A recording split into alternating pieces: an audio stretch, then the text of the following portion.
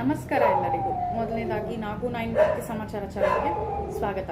ಇವತ್ತಿನ ಸಂಚಿಕೆಯಲ್ಲಿ ಮನಿ ಮಂತ್ರ ವಿಷಯದಲ್ಲಿ ನಿಮ್ಮ ಮುಂದೆ ತುಂಬ ಇಂಪಾರ್ಟೆಂಟ್ ಚರ್ಚೆಯೊಂದನ್ನು ತಂದಿದ್ದೀನಿ. ಅದು ಏನು ಅಂದರೆ, ಹಣದ ವಿಷಯದಲ್ಲಿ ನಾವೆಷ್ಟು ಸಂತೋಷವನ್ನು ಪಡಿತಾ ಇದ್ದೀವಿ ಅಂದರೆ ಅದು ಅನುಭವಿಸೋರಿಗೆ ಮಾತ್ರ ಗೊತ್ತಾಗುತ್ತೆ.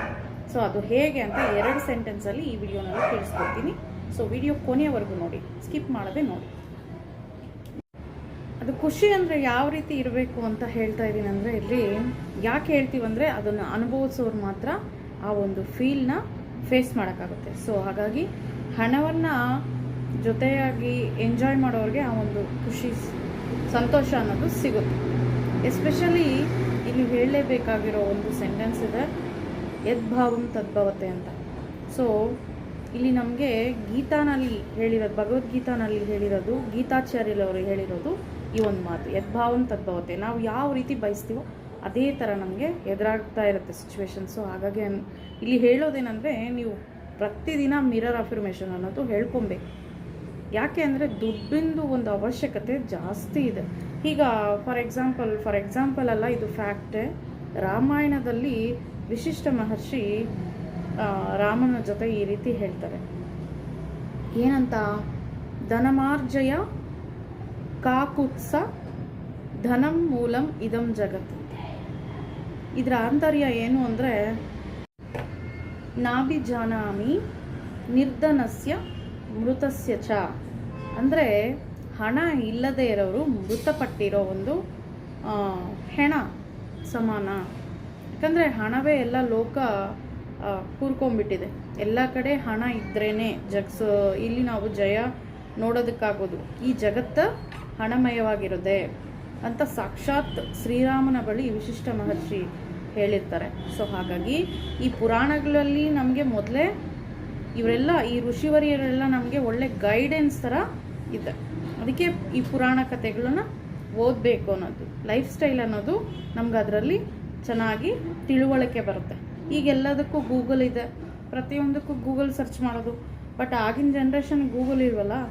ಸೊ ಹಾಗಾಗಿ ಮಹಾಭಾರತ, ರಾಮಾಯಣ, ಭಾಗವತ ಈ 3 ಶ್ಲೋಕಗಳು, ಈ ಮಹಾಗ್ರಂಥಗಳನ್ನು ನಾವು ಅದರಲ್ಲಿರೋ ಶ್ಲೋಕಾರ್ಥಗಳನ್ನು ಓದ್ಕೊಂಡ್ರೇ ಜೀವನ ಶೈಲಿ ಅನ್ನೋದು ನಮಗೆ ಚೆನ್ನಾಗಿ ಅಳವಡಿಸ್ಕೋಬಹುದು.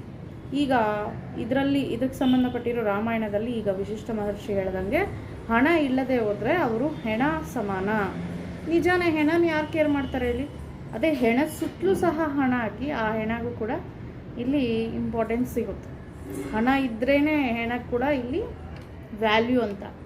ಸೊ ಮನುಷ್ಯನ ಹತ್ರ ಹಣ ಇಲ್ಲ ಅಂದರೆ ಸಾಕ್ಷಾತ್ ಹೆಣ ನೋಡ್ದಂಗೆ ನೋಡ್ತಾರೆ, ಕೇರೇ ಮಾಡಲ್ಲ, ಹಾಗೆ ಸೈಡಿಗೆ ಹೋಗ್ತಾ ಇರ್ತಾರೆ. ಹಾಗಾಗಿ ನಮ್ಮ ಜೀವನ ಶೈಲಿನಲ್ಲಿ, ನಮ್ಮ ದಿನನಿತ್ಯದ ಜೀವನದಲ್ಲಿ ಹಣ ಎಷ್ಟು ಮುಖ್ಯ ಅನ್ನೋದು ಈಗಾದರೂ ಎಚ್ಚರ ವಹಿಸಿ ಅರಿವು ನೋಡ್ಕೋಬೇಕು. ನಮ್ಮಲ್ಲಿ ನಮಗೆ ನೀಡಿದೆ ಹಣದ ಒಂದು ವೇಸ್ನ ಹೇಗೆ ಕ್ರಿಯೇಟ್ ಮಾಡ್ಕೊಬೇಕು, ಮಲ್ಟಿ ಸೋರ್ಸ್ ಹೇಗೆ ಮಾಡಬೇಕು ಅನ್ನೋದು ಪ್ರತಿನಿತ್ಯ ಅದೇ ನಿಮ್ಮ ಒಂದು ಆಲೋಚನೆಗಳಾಗೋಗಿರಬೇಕು. ಅದು ಹೇಗೆ ಅಂದರೆ, ಬೆಳಗ್ಗೆ ಎದ್ದ ತಕ್ಷಣ ಮಿರರ್ ನೋಡಿದ ತಕ್ಷಣ yes I am rich always ಅಂತ ಹೇಳ್ಕೊಬೇಕು. I am the rich always ಅಂತ ಹೇಳ್ಕೊಳ್ಳಿ.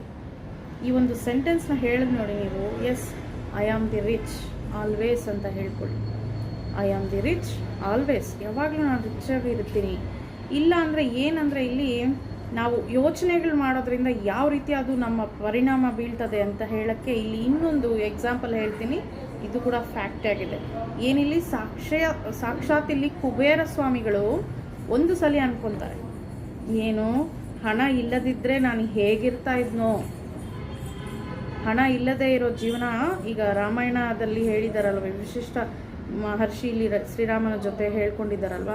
ಸೊ ಅದನ್ನು ಇಮ್ಯಾಜಿನ್ ಮಾಡ್ಕೊಂಡಿರೋದು, ಹಣ ಇಲ್ಲ ಅಂದರೆ ನಾನು ಹೇಗಿರ್ತೀನೋ ಅಂತ. ಹಾಗೆ ಒಂದು ಸಲ ಇಮ್ಯಾಜಿನ್ ಮಾಡ್ಕೊಂಡಿರೋದಕ್ಕೆ, ಅವರು ಒಂದು ಥಾಟ್ನ ಬಿಡುಗಡೆ ಮಾಡಿರೋದಕ್ಕೆ ನೆಕ್ಸ್ಟ್ ಜನ್ಮದಲ್ಲಿ ಕುಚೇಲ ಆಗಿರ್ತಾರೆ. ಕುಬೇರ ಎಲ್ಲಿ, ಕುಚೇಲ ಎಲ್ಲಿ. ಸೊ ಅದಕ್ಕೆ ಥಾಟ್ಸ್ ಕೂಡ ನಾವು ಪಾಸಿಟಿವ್ ಆಗೇ ಬಿಡುಗಡೆ ಮಾಡಬೇಕು. ಎಸ್ಪೆಷಲಿ ಹಣದ ವಿಷಯದಲ್ಲಿ ಯಾವಾಗಲೂ ಭೋಗ, ಭಾಗ್ಯ, ಸಂಪತ್ತು, ಹಣ ಅನ್ನೋ ಒಂದು ಪದಗಳನ್ನು ರಿಪೀಟ್ ಮಾಡ್ತಾ ಇರಬೇಕು. ಅದನ್ನೇ ನೆನೆಸ್ಕೊತಾ ಇರಬೇಕು. ಮಲ್ಟಿ ಸೋರ್ಸ್ನ ಕ್ರಿಯೇಟ್ ಮಾಡ್ಕೊಳ್ಳೋ ವೇನಲ್ಲೇ ನಾವು ಬ್ಯುಸಿ ಆಗೋಗ್ಬೇಕು, ಎಂಗೇಜ್ ಆಗೋಗ್ಬೇಕು. ಸೊ ಯಾವಾಗಲೂ ನನಗೆ ಹೆಂಗೆ ಬರುತ್ತೆ, ನನಗೆ ಬರುತ್ತಾ, ಈ ನೆಗೆಟಿವ್ ಥಾಟ್ಸ್ ನಮಗೆ ಆಲೋಚನೆ ಬಂತು ಅಂದ್ರೆ ನೆಕ್ಸ್ಟ್ ಸ್ಟೆಪ್ ಅದೇ ಥರ ಇರುತ್ತೆ ಜೀವನ ಶೈಲಿ ಅನ್ನೋದು. ಸೊ ಹಾಗಾಗಿ ಆ ಥಾಟ್ಸ್ನ ಬಿಡುಗಡೆ ಮಾಡೋದು ಕೂಡ ಇಲ್ಲಿ ತಪ್ಪು. ಸೊ ಹಾಗಾಗಿ ಈ ಒಂದು ಸೆಂಟೆನ್ಸ್ನ ಹೀಗೆ ಹೇಳಿದ್ನಲ್ಲ, ಪ್ರತಿನಿತ್ಯ ಜೀವನ ಶೈಲಿನಲ್ಲಿ ಹೇಳ್ಕೊಳ್ಳೇಬೇಕಾಗ್ತದೆ. ಯಾಕಂದರೆ ಹಣ ನಮಗೆ ಅಷ್ಟು ಇಂಪಾರ್ಟೆಂಟ್ ಆಗಿರುತ್ತೆ. ಇದೇ ಇವತ್ತಿನ ಚರ್ಚೆ. 4 ಜನಕ್ಕೆ ಈ ವಿಡಿಯೋನ ಶೇರ್ ಮಾಡೋದನ್ನು ಮರೆಯೋಕ್ಕೆ ಹೋಗ್ಬೇಡಿ. Thank you for watching.